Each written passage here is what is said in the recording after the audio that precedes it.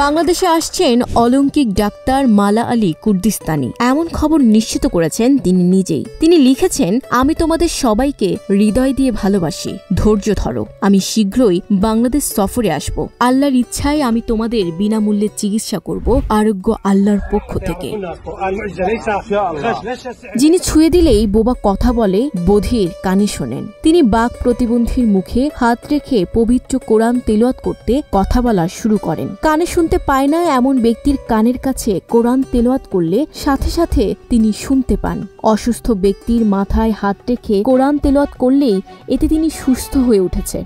এমন কিছু ভিডিও সামাজিক যোগাযোগ মাধ্যমে ঘুরে বেড়াচ্ছে।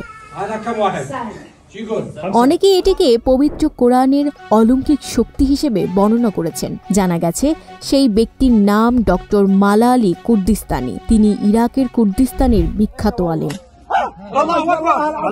Desk report, news flash 71।